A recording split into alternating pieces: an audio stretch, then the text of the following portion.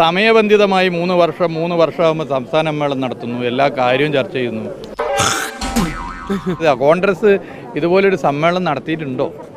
വേണ്ട, കണ്ടാത്തോണ്ട. ഇങ്ങനൊരു സമ്മേളനം നടത്താതിരിക്കുന്നതാണ് നല്ലതാണ്. പരിശോധിക്കണ്ടേ? BJP നടത്തിയിട്ടുണ്ടോ? അങ്ങനത്തെ തറവിലൊന്നും ഞാൻ ചെയ്യില്ല.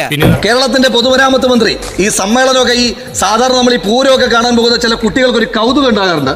അയ്യോ പൂരം കണ്ടില്ലേ, ആനയെ കണ്ടില്ലേ, മേളം കണ്ടില്ലേ എന്നൊക്കെ കുട്ടികൾ ഇങ്ങനെ പറയുന്നത് നമ്മൾ കേൾക്കാറുണ്ട്.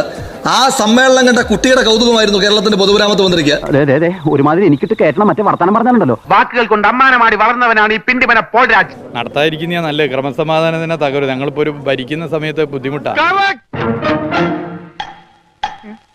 ഈ ഊരാക്കുടുക്ക് അവന്റെ കഴുത്തിൽ നമുക്ക് ശരിക്കും ഓർക്കണം. ഒരു കാര്യത്തിൽ സന്തോഷമുണ്ട്, കേരളത്തിന്റെ പൊതുമരാമത്ത് മന്ത്രിക്ക് കേരളത്തിൽ ഒരു ആഭ്യന്തര പ്രശ്നമുണ്ടായാൽ അത് പരിഹരിക്കാൻ ഈ സർക്കാരിന് കഴിയില്ല എന്ന് തുറന്ന് സമ്മതിച്ച കേരളത്തിന്റെ പൊതുമരാമത്ത് മന്ത്രിക്ക് പ്രത്യേകമായ അഭിവാദ്യം.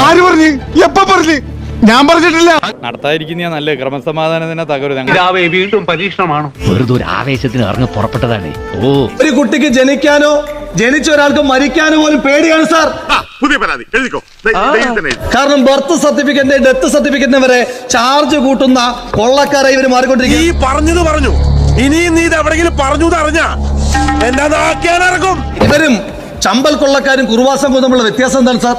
ഈ ഹ്യൂമർ സെൻസ് ഉണ്ടല്ലേ സിദ്ധാർത്ഥി ആളുകളെ കയ്യിലെടുക്കുന്നത്? ചമ്പൽ കൊള്ളക്കാരും കുറുവാസംഘവും അവര് കൊള്ളയടിക്കുന്നതിന് മുന്നേ സമ്മേളിക്കും, വലിയ ആഡംബരമൊന്നുമില്ല. ഇവര് പക്ഷെ കൊള്ളയടിക്കുന്നതിന് മുന്നേ വലിയ സമ്മേളനം നടത്തും സാർ. എന്ന് വെച്ചാൽ കോപം മനുഷ്യന് നാശം വരുത്തുമെന്നർത്ഥം. കൊള്ളയടിക്കാൻ വേണ്ടി ഇത്രയേറെ പണം ചെലവഴിക്കുന്ന ആദ്യത്തെ കൊള്ള സംഘമായി ഈ സർക്കാരും ഈ സർക്കാരിന് നേതൃത്വം കൊടുക്കുന്ന പാർട്ടി മാറുകയാണ് സാർ.